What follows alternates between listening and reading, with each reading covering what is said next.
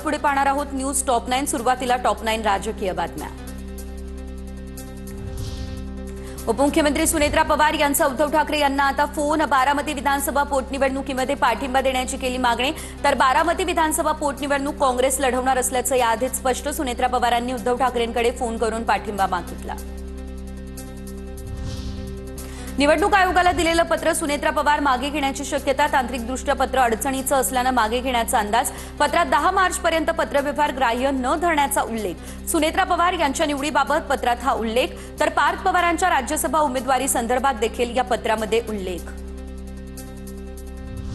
लक्ष्मण हाके यांना दंगली घडवून पैसा कमवायचा आहे। हाके जातीयवाद पसरवतात। महाराष्ट्रामध्ये दंगली घडल्या तर कारणीभूत हाकेच असतील। यशवंत सेनेचे अध्यक्ष असलेले विष्णू कुऱ्हाडे यांचे हाकेंवरती गंभीर स्वरूपाचे आरोप। अंजन गावातील पुतळ्याच्या वादावरून गोपीचंद पडळकरांची टीका। जातीवाद आणि राजकारण सुरू असल्याचा पडळकरांचा आरोप।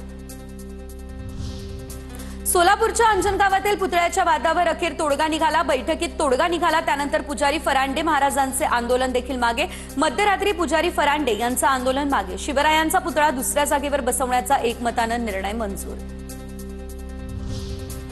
बच्चू कडू यांच्या विरोधात आता गुन्हा दाखल। आमदार प्रवीण तायडेंचे भाऊ अभिजित तायडेंच्या हत्येचा कट रचल्याचा आरोप। कडूंची audio clip viral. TV9 Marathi मात्र या ऑडिओ क्लिपची पुष्टी करत नाही।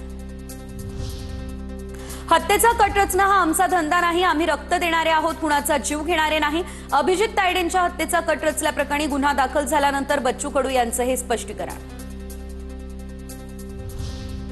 मुंब्र्यामध्ये भगवा ही सुरुवात आहे। इस्लामपूरचं ईश्वरपूर केलं तसं मुंब्र्याचं मुंब्रा देवी करू।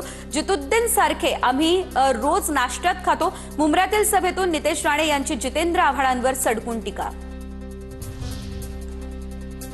मुंब्र्यात नितेश राणे आणि जैन मुनी निलेश चंद्र यांची सभा संपन्न। जलील यांना सांगतो तुझा बाप नितेश राणे मुंब्र्यात आलाय। निलेश चंद्र यांची टीका। नितेश राणे मुख्यमंत्री व्हायला पाहिजे असंही केलं वक्तव्य।